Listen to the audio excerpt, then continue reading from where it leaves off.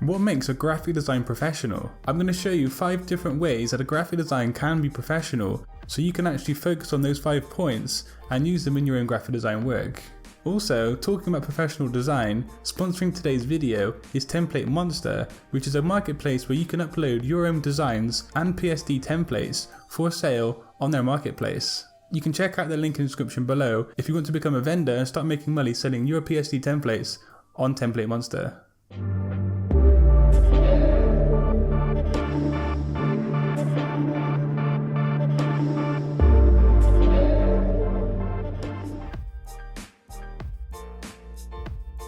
So the first point in today's video on what makes a graphic design professional is actually repetition. Often we see repetition as something boring or something negative, but when it comes to graphic design, which is a visual communication, repetition is actually essential to a professional graphic design. Repetition is important and essential to a graphic design because it strengthens the entire look, and also it ties elements together in the design as a whole. It creates some kind of organization within a graphic design, and this is especially important when it comes to branding because someone looking at that brand has to recognize a certain pattern throughout the entire brand, if it's a logo, a business card, an advert or a banner, so they can link that design back to the brand.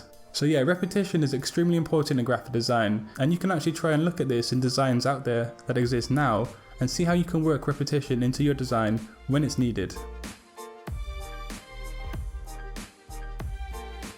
Now the second point in today's video on what makes a graphic design professional is actually knowing when to stop. There's actually quite a funny story, which you might have seen the picture of, where a company was commissioned to retouch an existing piece of artwork, but when they realized they were making the artwork worse, they didn't stop, they just continued and continued and continued until they ended up with the image that you're seeing on screen now.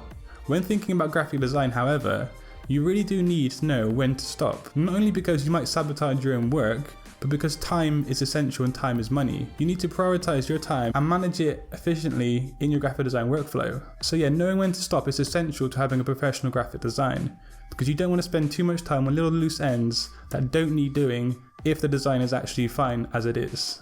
To know when to stop is to take a step back from your design, look at it objectively, and to tell yourself that yeah, it's actually finished. Any more time spent on the design is not going to be worthwhile. The third point on what makes a graphic design professional in today's video is another kind of OCD element, which I do like to try and implement in all of my graphic designs, and that is alignment. Keeping everything aligned and orderly is fundamental to a professional graphic design, and anybody with a seasoned eye for design can instantly see or tell if something's not aligned perfectly or at all. Even for someone who's not a seasoned designer, they will subconsciously see that something's wrong with the design because it's not aligned and orderly. When a design is not aligned properly, it connotes and communicates a kind of sloppiness and disorder, which is always going to be a negative outcome for your graphic designs. The fourth point on today's video on what makes a graphic design professional is kerning. Now I've spoken about kerning many times on this channel, and it is really important, especially when it comes to headings, titles and logo type especially. Kerning, if you don't know, is the space between each letter when combined as a group. There are different tricks and techniques to actually kern your typography, and one of them that I use is actually to unfocus my eyes and then look at the design so you can see the negative space easier. Other people also flip the text upside down and kern it that way. But yeah, if your design has really poor kerning or it's not kerned at all, it's instantly obvious to people looking at it, especially if they're designers. When you're actually writing out text in Adobe Illustrator, for example, you can change the kerning settings from auto to optical and also metrics. Play around with these settings, but also manually kern your type, especially on logo type, which will actually require you to ungroup the letters and then move them around individually. I can't emphasize enough how important this is for logo type especially.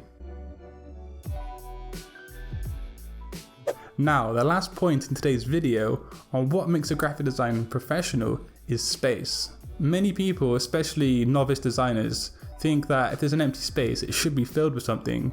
This couldn't be further from the truth. Actually, you need to take note of negative space on your design because it is absolutely essential.